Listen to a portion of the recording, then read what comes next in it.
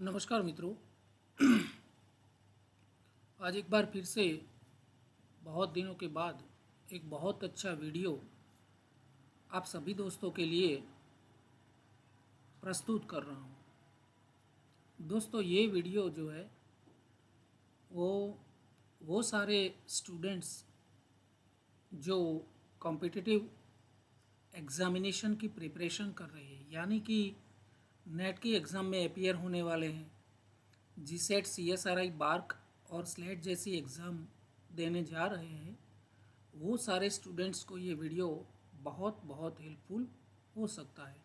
क्योंकि इस वीडियो में मैंने इनऑर्गेनिक केमिस्ट्री के पार्ट बी में से बहुत अच्छे 6-7 क्वेश्चंस निकाले हैं जो आपको बहुत अच्छी गाइडलाइन प्रोवाइड कर सकता है। तो दोस्तों, शुरू करता हूँ preparation for competitive exam part 3। दोस्तों, इस वीडियो में पहला क्वेश्चन है, question number 1। Boron in BCl3 has sp hybridization, sp2 hybridization, sp3 hybridization और नो हाइब्रिडाइजेशन। यानी कि BCl3 का जो मॉलिक्यूल है उसमें सेंट्रल एटम बोरॉन में हाइब्रिडाइजेशन किस टाइप का है। तो दोस्तों, जैसे कि हम जानते हैं बोरॉन जो है उसकी ग्राउंड स्टेट जो है उसमें 1s2 2s2 एंड 2px1। फिर एक्साइटेशन स्टेज जो होता है यानी कि रीअरेंजमेंट ऑफ इलेक्ट्रॉन, उसमें 2s2 जो है उसमें से एक इलेक्ट्रॉन एक्साइटेड होके 2py में जाता है। फिर सिंगल s एंड ये दोनों में से दो जो है ना p ऑर्बिटल, यानी कि सिंगल s और दो p, यानी कि sp2 लाइक दिस। तो इसमें sp2 संकृत कक्षक हमें दिखाई देती है। तो correct answer will be second, sp2 hybridization. Then question number 2। Based on VSEPR theory, the predicted shape of Xe5 minus BrF5 respectively are. यानी कि VSEPR थियरी के अनुसार Xe5 माइनस एंड BrF5 में कौन सा शेप हम प्रेडिक्ट कर सकते हैं या फिर किया गया है। Pentagonal, planar and square pyramidal, square pyramidal and trigonal bi pyramidal, trigonal bi pyramidal and square pyramidal, या फिर square pyramidal and pentagonal planar. तो दोस्तों, हिंट देना चाहूँगा, ये Xe5 माइनस का मॉलिक्यूल है। उसमें अगर हम देखें तो Xe यानी कि सेंट्रल एटम के ऊपर दो लोन पेयर ऑफ इलेक्ट्रॉन है, और बिल्कुल in the same plane there are 5 fluorine atoms are arranged. So AX5E2 यानी कि ये दो लोन पेयर ऑफ इलेक्ट्रॉन की एटॉमिक ऑर्बिटल्स है, और AX5E2 यानी कि ये जो पांचों FXEF ये बॉन्ड एंगल 72 डिग्री का पांचों है, यानी कि एक ही प्लेन में प्लेनर एटम, और above the plane and below the plane एक एक non bonding of electron pair arrange हुई है। इसका मतलब है इसका जो शेप है हम प्रेडिक्ट करेंगे पेंटागोनल प्लेनर। देन BrF5 में जैसा हम जानते हैं एक ही लोन पेयर ऑफ इलेक्ट्रॉन है, बाकी ये पांचों फ्लोरीन ब्रोमीन के साथ सीधे कोवेलेंटली बॉन्डेड है, यानी कि AX5E1 एक ही इलेक्ट्रॉन पेयर और इलेक्ट्रॉन पेयर AX5। तो यहाँ पर देख सकते हैं, this is above the plane, this is below the plane, and all this 4 fluoride atoms are bonded in the same plane, यानी कि समतल या चौरस में ये चारों अरेंज्ड है और this fluorine is bonded above the plane, this is below the plane, so it is square, ये स्क्वायर और ये पिरामिड। तो स्क्वायर पिरामिडल यानी कि pentagonal, planar and square pyramidal. So correct option is pentagonal, planar and square pyramidal, यानी कि first answer जो है वो करेक्ट आंसर होगा। Then question number 3, which ones among CO3-2, SO3, XeO3 and NO3- have planar structure. दोस्तों carbonate ion, ये sulphite है, XeO3 का मॉलिक्यूल एंड नाइट्रेट का मॉलिक्यूल है। इसमें से कौन से जो मॉलिक्यूल है वो प्लेनर स्ट्रक्चर यानी कि समतलीय स्ट्रक्चर दिखाते हैं। So these are the option, answer is CO3, SO3 and NO3। क्योंकि अगर हम XeO3 में देखेंगे तो Xe मतलब xenon is above the plane and this oxygen, 3 oxygen molecule atoms are in the same plane. So trigonal जो है त्रिकोण के ये 3 एंगल जो है उसके ऊपर and about the plane Xe arranged है, so it is not planar while this CO3, SO3 and NO3- is are planar atom molecules. So correct option is 4, CO3, SO3 and NO3. Then another question, question number 4, the number of lone pairs of electron on the central atom Brf4-, XeF6 and SbCl6 3- are, तो उसमें loan pair of electron जो है वो ये 4 option में से कौन सा ऑप्शन सही है। तो दोस्तों उसके पहले थोड़ी मैं आपको हिंट बता दूं कि ये क्वेश्चन का आंसर देने से पहले हमें थोड़ी फॉर्मूला अप्लाई करनी होगी। Formula to calculate bond pair and lone pair, यानी कि बॉन्ड पेयर और लोन पेयर हम किस तरह से कैलकुलेट कर सकते हैं। तो कैलकुलेट टोटल वैलेंस इलेक्ट्रॉन, पूरे मॉलिक्यूल जो है पूरा मॉलिक्यूल उसमें टोटल वैलेंस इलेक्ट्रॉन कितने हैं, then divide by 8 if 8 is less than total valence electron less than 56, then quotient will give number of bond pair while dividing the remainder by 2 will give lone pair on central atom। तो इसके लिए हमें calculation करना पड़ेगा। सबसे पहले Brf4- में calculation करेंगे तो टोटल वैलेंस ऑफ इलेक्ट्रॉन उसमें आप देख सकते हैं Br एंड चारों fluoride atoms they are in the same plane, और सेम प्लेन में जितने एटम्स है उसकी यहाँ पर नंबर लिखा जाता है इनटू मल्टीप्लाई बाय 7, यानी कि सेंट्रल जो एटम है उसमें वैलेंस इलेक्ट्रॉन कितने हैं, तो 7 है एंड दिस माइनस एक इलेक्ट्रॉन ज़्यादा है तो हम +1 करेंगे, तो यहाँ पर 36/8। देन अच्छी तरह से हम इसको डिवाइड करेंगे तो देखेंगे 4 + 4, जो 4 बचा है 32 के बाद जो 4 बचा उसको हम 2 से डिवाइड करेंगे ताकि हमें लोन पेयर मिल सके।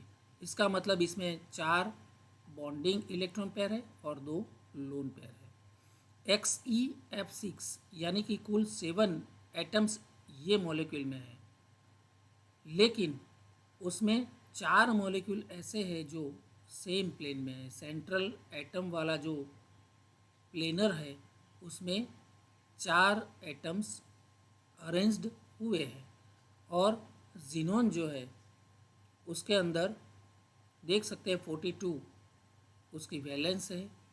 Total number of valence 6 fluoride वाला और जीनोन, कुल मिला के 42 वैलेंस इलेक्ट्रॉन है। ठीक है, तो यहाँ पर 50 डिवाइडेड बाय 8, क्योंकि ये फिगर जो है ये फिगर 56 से लेस है, सो 50/8 यानी कि 8 इंटू 6 48 यानी कि 6 प्लस रिमेनिंग 2 डिवाइडेड बाई 2 यानी कि 6 plus 1 lone pair, 6 bond pair और 1 lone pair. Then SbCl6 3 minus S B वाला जो प्लेन है उसमें 5 एटम्स प्लेनर अरेंज्ड हुए हैं। टोटल नंबर ऑफ जो वैलेंस है Sb और क्लोरीन, तो उनका क्लोरीन जो है उसकी वैलेंस है 7 और ऐसे 6 मॉलिक्यूल है, तो 6 multiply by 7 and this -3 will be +3, so 50/8 again, then 6 plus 2/2 यानी कि 6 बॉन्डिंग पेयर और एक लोन पेयर, यानी 2 1 1, यानी ऑप्शन जो है तीसरा option 2 2 1 and 1। So correct option इस तरह से आएगा। देख सकते हैं मैंने और भी आपको हिंट देने के लिए उसकी ज्योमेट्री दिखाने का प्रयास किया है। BrF4 minus BrF4 minus, all this 5 atoms are in the same plane. This is lone pair, so bond pair, two lone pair and 4 bond pair. First second third and fourth these are bond pair, while this and this lone pair. इन XCF6 में आप देख सकते हैं 1 2 3 4 5 and 6 bond pair है और this one is 1 lone pair. Again SB में ये लोन पेयर है और 6 Cl के साथ 6 बॉन्ड पेयर। तो इस तरह से 2 1 1 वाला ऑप्शन जो है वो करेक्ट ऑप्शन है। Then question number 5, the ground state electronic configuration of C2 using all electron, यानी कि कार्बन के अंदर C+C यानी कार्बन का जो मॉलिक्यूल बनता है उसमें इलेक्ट्रॉनिक कन्फिगरेशन किस तरह से अरेंज होती है। तो आप देख सकते हैं कार्बन का अगर हम मॉलिक्यूलर ऑर्बिटल डायग्राम देखेंगे तो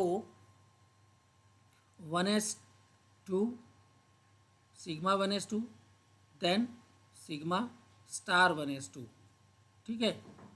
तो यहाँ पर देख सकते हैं sigma 1s2 then sigma star 1s2, again 2s2 वाला sigma 2s2 and sigma star 2s2, तो यहाँ तक।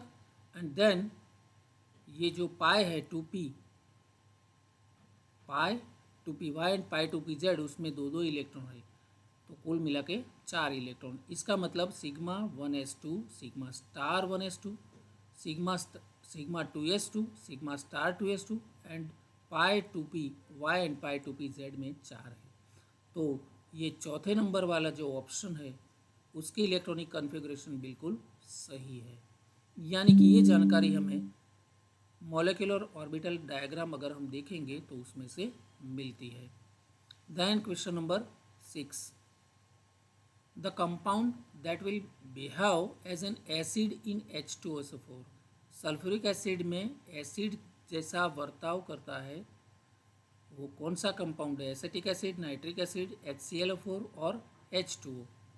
तो हिंट हम देखें तो पता चलेगा HClO4 behave as an acid in sulphuric acid because HClO4 possesses higher dissociation constant. उसका डिसोसिएशन कांस्टेंट जो है Ka that is 10⁻⁹, then that Ka 10⁻³ of H2, यानी कि सल्फ्यूरिक एसिड का जो डिसोसिएशन कांस्टेंट है उससे कई गुना ज़्यादा HClO4 का है। तो ये एसिड बिल्कुल प्योर एसिड के जैसा बिहेव करेगा। For nitric acid and acetic acid the values of dissociation constant are very less than the sulphuric acid, it is 10 and 1.7 into 10⁻⁵ respectively. So सबसे ज़्यादा जो एसिडिक बिहेवियर है वो HClO4 का है। तो correct option will be 3 HClO4। Then question number 7 is the compound that will behave as an acid in H2SO4 sorry, ये question repeat हो गया। यहाँ क्वेश्चन का टाइटल जो है वो रिपीट हो गया, लेकिन क्वेश्चन ये है कि match column A and column B. Question number 7, you have to match column A content from column A to column B. कौन सी कॉलम, या इस कॉलम ए में से कौन सा जो ये इक्वेशन है वो बी में से कौन से सेंटेंस के साथ मिलता जुलता है, हमें मैच करना है। तो दोस्तों यहाँ पर देख सकते हैं ऑप्शन बहुत सारे हैं। यहाँ लाइन 1 जो है तो 1 इसके ए, सेकंड बी, यानी कि इसमें से कौन सा ऑप्शन जो है वो सही मैच होता है। तो मैं बताने का प्रयास करूँगा। यहाँ पर कॉलम ए में जो फर्स्ट इक्वेशन है SBF5 plus BRF3 it will give BRF2 plus SBF6 minus, ये कॉलम बी में से Lewis base behaviour of BRF3। तो यहाँ देख सकते हैं when BRF3 behaves as a Lewis base it produces BRF2 plus, यानी कि A plus BRF3 B plus BRF2 plus. तो यहाँ फर्स्ट नंबर का जो इक्वेशन है कॉलम बी में से बी के साथ मैच होता है। तो फर्स्ट नंबर का कॉलम बी में से बी नंबर, यानी कि सेकंड एंड फोर्थ ऑप्शन में से कोई करेक्ट हो सकता है। देन सेकंड इक्वेशन, जो सेकंड इक्वेशन है ये BRF2 plus SBF6 plus AG BRF4 it will give AG SBF6 plus 2 BRF3, यानी कि कॉलम बी में से न्यूट्रलाइजेशन जो है उससे काफ़ी कुछ मैच होता है, यानी कि सेकंड वाला जो है वो बी कॉलम में से डी कॉलम यानी कि न्यूट्रलाइजेशन के साथ मैच होता है। तो सेकंड डी सेकंड नंबर में भी है और फोर्थ नंबर में भी है। तो आंसर 2 या 4 में से कोई होना चाहिए। और थर्ड वाला इक्वेशन जो है KF plus BRF3 plus it will give K plus BRF4 minus, ये कॉलम बी में से ए के साथ यानी कि Lewis acid behaviour of BRF3, यहाँ BRF3 का एसिडिक बिहेवियर ये रिप्रेजेंट करता है। तो थर्ड और कॉलम बी में से ए, यानी कि थर्ड ए के साथ, यहाँ सी के साथ है, इसका मतलब है ऑप्शन नंबर 4 जो है और चौथा वाला जो है वो सी के साथ। तो यहाँ चौथा वाला सी के साथ, यहाँ देख सकते हैं आप सेल्फ आयोनाइजेशन, ये सेल्फ आयोनाइजेशन, ठीक है। तो इस तरह से हम अगर देखना चाहे तो करेक्ट ऑप्शन यहाँ पर चौथा नंबर वाला जो था 1 यहाँ बी के साथ, सेकंड नंबर का इक्वेशन यहाँ डी के साथ, थर्ड वाला इक्वेशन ये यहाँ ए के साथ, और फोर्थ वाला जो इक्वेशन है वो यहाँ सी के साथ मैच होता है। तो इस तरह से कॉम्पिटिटिव एग्ज़ाम में पूछे जाने वाले पार्ट बी के इनऑर्गेनिक सेक्शन में से मैंने बहुत अच्छे 6-7 मल्टीपल चॉइस क्वेश्चंस आपको बताने का प्रयास किया है, समझाने का भी प्रयास किया है दोस्तों। इसके अलावा मेरे और सारे वीडियोस आ रहे हैं आप सबके लिए। अगर ये वीडियो आपको अच्छा लगा हो, ये क्वेश्चंस अच्छे लगे हो, तो आप मेरी चैनल को बहुत बहुत लाइक कीजिए, शेयर कीजिए एंड सब्सक्राइब करना मत भूलिए।